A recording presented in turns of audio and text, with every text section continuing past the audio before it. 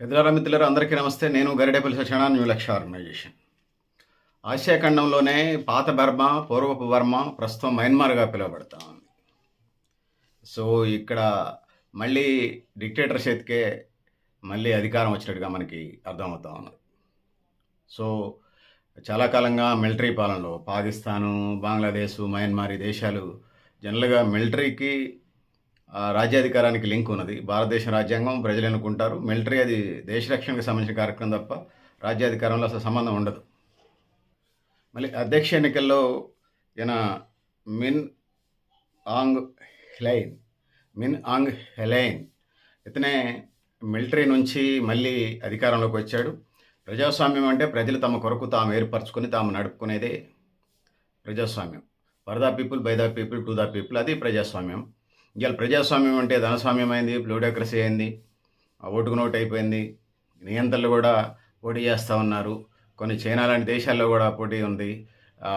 Korea లాంటి దేశాల్లో 100కి 99.93% ఓట్లు వచ్చాయి కొరియా అధ్యక్షుడికి. అంటే 0.07% ఓట్లు వ్యతిరేకంగా ఎవరేశారు అనేది సోషల్ మీడియాలో పెద్ద ఎత్తున చర్చ జరిగినది. రకరకాల ప్రజాస్వామ్యాలు ఉన్నాయి, రాచరిక ప్రజాస్వామ్యాలు ఉన్నాయి, డబ్బులు ప్రజాస్వామ్యాలు, రాజులనే మళ్ళీ అధికారులుగా అనుకునే కార్యక్రమాలు రకరకాలు ఉన్నాయి. ఈ మయన్మార్లో, బర్మాలో ఏదైతే ఉందో ఈ బర్మాకి సంబంధించి ఒక రకమైన ప్రజాస్వామ్యం. మిలిటరీ వాళ్ళే మళ్ళీ వాళ్ళే పోటీ చేయటం, ఇతర పోటీ చేస్తే ఎవరికొకళ్ళు ఓట్లు వేయాలి కదా. ప్రజాస్వామ్యంలో ఓటు హక్కు ఉంది.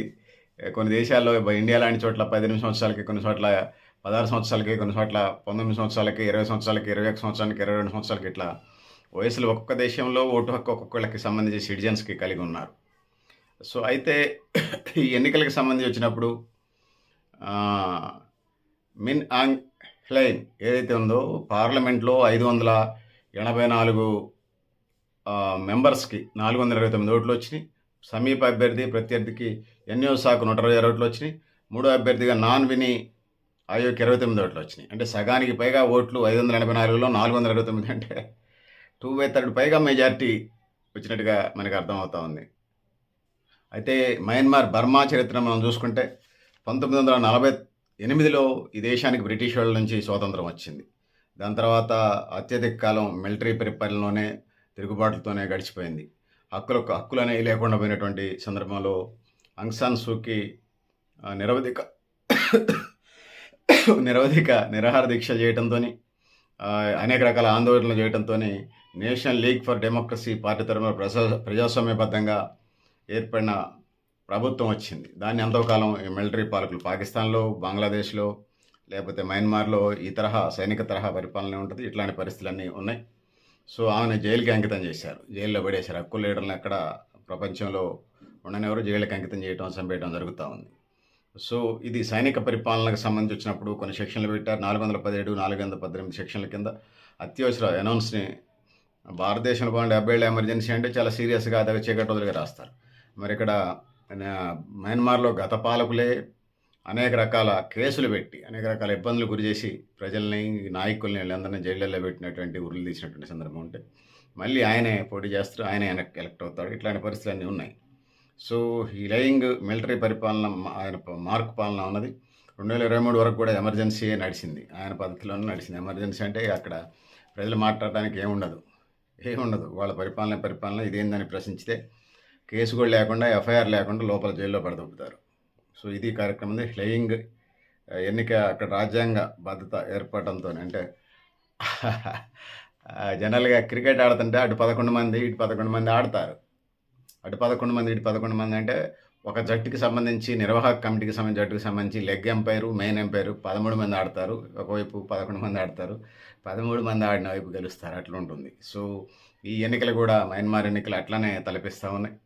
సో ఇంకొకటి ఏం కాదు, మిలిటరీ చీఫ్గా ఆయనే ఉంటాడు, వాళ్ళ మనుషులే ఉంటుంటారు. సో అనేక రకాల పరిస్థితులు కూడా మనం చూస్తూ ఉంటాం. సో జంటా సర్కార్ ఆందోళనలు పెద్ద ఎత్తున జరిగినా కూడా పట్టించుకున్న పరిస్థితి లేదు. ప్రజల మీద, నాయకుల మీద, యాక్టివిస్టుల మీద వేధింపులు, చిత్రహింసలు గురి చేసి, జైళ్ల పాలు చేసి, కేసులు పెట్టి చేసిన పరిస్థితి ఉన్నది.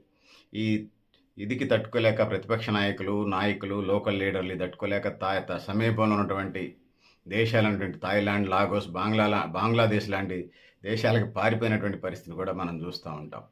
సో ఇది మయన్మార్ ప్రత్యేకత. సో ఇదొక రకమైనటువంటి ప్రజాస్వామ్యం.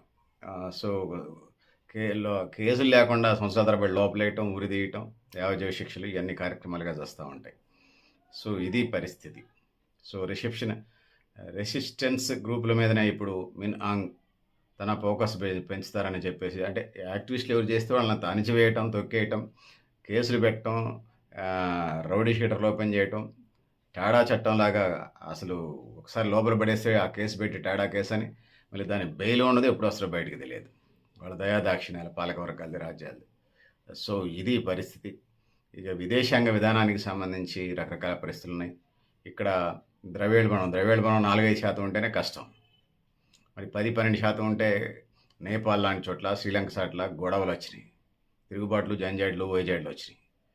మరి ఇక్కడ 28% అంటే ప్రజలు ఏం తింటున్నారు, ఎట్లా బతుకుతున్నారు పాపం. మళ్ళీ పైగా నియంత పాలన. ఎవరన్నా యాజిటేషన్ చేస్తే కేసులు వేసి లోపల పడేయటే. పరిపాలన సక్రంగా ఉండదు, అధిక ధరలు ఉంటాయి, ప్రజలు బతికే పరిస్థితి ఉండదు, పేదరిక నిరుద్యోగం ఉంటుంది. ఆయన మాట్లాడితే మరి అది ఫారెస్ట్ రేంజర్ చేసినట్టుగా ఉంది. ఈ దేశం 55.77 మిలియన్ల జనాభా ఉంది. 1 మిలియన్ అంటే 10 లక్షలు. 55 అంటే సుమారుగా 5-6 కోట్ల జనాభా ఇక్కడ ఉన్నట్టుగా, మనకి 5 నుంచి 6 కోట్ల జనాభా ఉన్నట్టుగా మనకి ఇక్కడ అర్థమవుతుంది.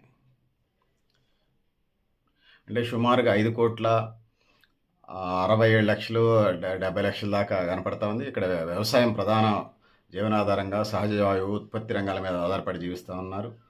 సో ఇది మయన్మార్కు సంబంధించినటువంటి పరిస్థితి. వృద్ధి రేటు అంతంత మాత్రంగా ఉంది. జీడిపి మనం చూసుకున్నప్పుడు $67.17 బిలియన్ ఉంది. తలసరి ఆదాయం $1,256 ఉంది. సో లెక్కలు చూపిస్తారు కానీ ఎందుకంటే దరిద్రంగా ఉంటుంది వీళ్ళు చేసిన స్థాయిలో చూపించారంటే. చమురు, గ్యాస్ కొరత దేశాన్ని, ప్రపంచాన్ని ఇబ్బందులు పెట్టినట్టుగా వీళ్ళని ఇబ్బంది పెడుతున్న పరిస్థితిని మనం చూస్తూ ఉన్నాం. సో ఇక్కడ 100కి 90% విదేశీ దిగుమతుల మీదనే ఆధారపడేటువంటి దేశం ఇది. దేశంలో రుణభారం కూడా 63%కి పెరిగింది. IMF వంటి సంస్థలు 3% వృద్ధి సాధించవచ్చు అని చెప్పినా కూడా ఈ మిలిటరీ అధినేత పాలన 3% వృద్ధి అంటే దేశం మంచిగానే ఉంటుంది, సస్యశ్యామలంగా ఉంటుంది. వీళ్ళకి తెలియదు, తెలిసిన నియంతృత్వ పోకడలు, వాళ్ళ పరిపాలన బాగూడదు, వాళ్ళేదో దైవ సంభూతులు, అల్లా, యేసుక్రీస్తు, శ్రీకృష్ణ పరమాత్మలాగా వాళ్ళే 1000 ఏళ్ళు 1,00,000 సంవత్సరాలు జీవించినట్టుగా, దేవతల్లాగా, దేవుళ్ళలాగా వీళ్ళు 1000 ఏళ్ళు. ఈ బడ్లు ఈ నియంత, మయన్మార్ నియంత వీడేదో 1,00,000 సంవత్సరాలు జీవించినట్టుగా పరిపాలన చేస్తూ ఉన్నాడు. సో ఇది పరిస్థితి. 3% వృద్ధి రేట్ అంటే దేశం మంచిగా నడిపించుకోవచ్చు ఉన్న పరిస్థితులకి. సో ఇరుగు పొరుగు దేశాలతోని సత్సంబంధాలు, ఎగుమతి దిగుమతుల విధానాల్లో పారదర్శకత అనేది కనిపిస్తే కొంచెం దేశం బాగుపడే పరిస్థితి ఉంటుంది. సో ఆ విధంగా ముందుకు పోవాలి. ఆర్థిక వ్యవస్థను గాడిన పెట్టే కార్యక్రమం చేయొచ్చు. సవాళ్ళను అధిగమించి ముందుకు పోతే బాగానే ఉంటుంది. మరి ఆయన అంత మట్టికి సవాళ్ళను అధిగమించుతారనేది చెప్పలేం. సో ఇది పరిస్థితి.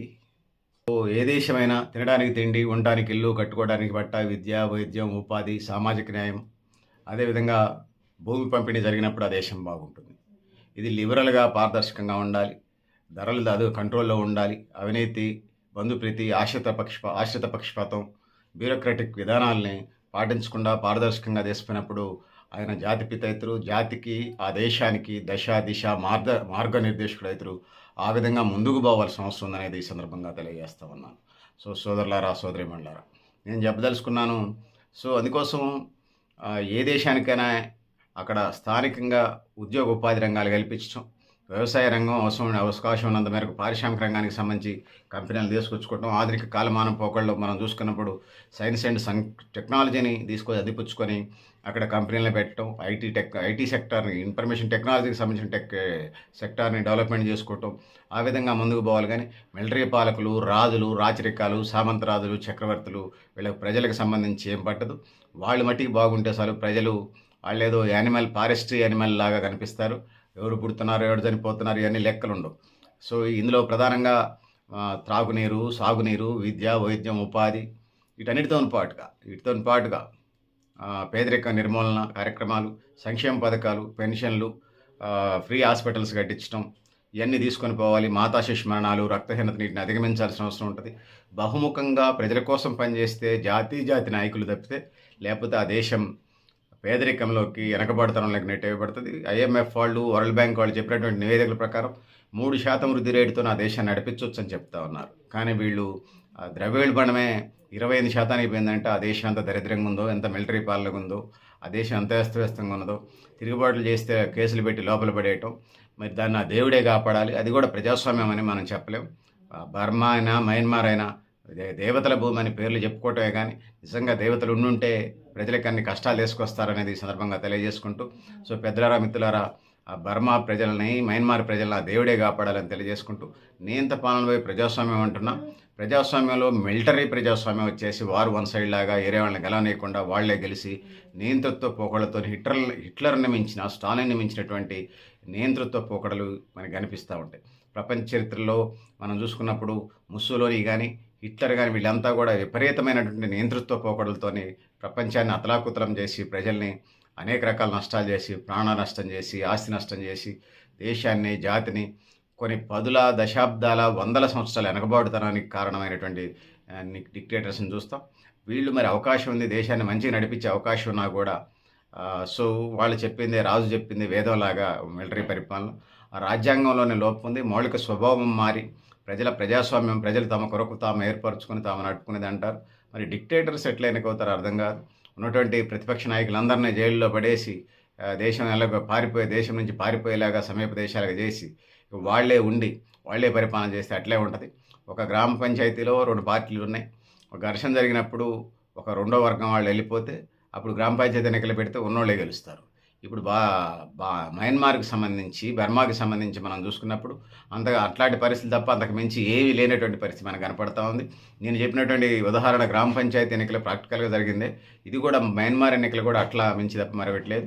సో ఏది ఏమైనా తినడానికి తిండి, ఉండటానికి ఇల్లు, కట్టుకోవడానికి బట్ట, త్రాగునీరు, సాగునీరు, విద్య, వైద్యం, ఉపాధి, భూమి పంపిణీ, సామాజిక న్యాయం, సమాన అవకాశాల సమాజం కోసం స్కిల్ డెవలప్మెంట్ ప్రోగ్రామ్స్, అవినీతి నిర్మూలన, అదేవిధంగా బ్లాక్ మార్కెట్లు అరికట్టడం, ధరలను అదుపులో ఉంచడం, ప్రజలకి స్థానిక పరిస్థితుల అనుకూలంగా వాళ్ళు చేసే డిమాండ్ని పెట్టుకోవడం, ఆ విధంగా ముందుకు తీసుకోవడం, ఖాళీ ఉద్యోగాలను భర్తీ చేయడం, కొత్త కంపెనీలు తీసుకొచ్చి కొత్త ఉపాధి అవకాశాలు కల్పించడం, స్వయం ఉపాధిని కల్పించడం, వ్యవసాయ అనుబంధ రంగాలైనటువంటి పాలు, పెరుగు, వెన్న, జున్ను, నెయ్యి, గొర్రెల, మేకలకు సంబంధించినటువంటి పెంపకం, అదేవిధంగా పాలు, మాంస ఎగుమతులు, కోళ్ల పరిశ్రమ, కోడిగుడ్లు, అదేవిధంగా చెరువులు, కుంటల్లో మత్స్య పరిశ్రమ, రొయ్యలు, చేపల పెంపకం, వీటన్నిటిని చేసుకుంటూ దేశాన్ని సస్యశ్యామలం చేసే అవకాశం ఉన్నా కూడా ఈ మిలిటరీ పాలకులు, ఈ రాచరిక పాలకులు, ఈ సామంతరాజులు, రాజ్యాలు, చక్రవర్తులు వీళ్ళంతా కూడా ప్రజలను అణిచివేయడానికి, వాళ్ళ ఖజానాలు ఒక్కసారి నింపుకొని అవినీతి సామ్రాజ్యం వెళ్ళడానికి తప్ప మరొకటి ఇక్కడ కనిపించదు అనేది మనకి స్పష్టమవుతుంది. ఏది ఏమైనా దేవుడే ఆ మయన్మార్ ప్రజలను కాపాడాలని తెలియజేసుకుంటూ, పెద్దలారా, మిత్రులారా, మీరు కూడా మీ అభిప్రాయాలను కామెంట్ బాక్స్ రాయడం తెలియజేస్తూ, ప్రపంచవ్యాప్తంగా ఉన్నటువంటి హ్యూమన్ రైట్స్ ఏం చేస్తుంటాయి, ఐక్యరాజ్యసమితి ఏం చేస్తుంటుందో, ఎవరేం చేస్తుంటారో అర్థం కాదు.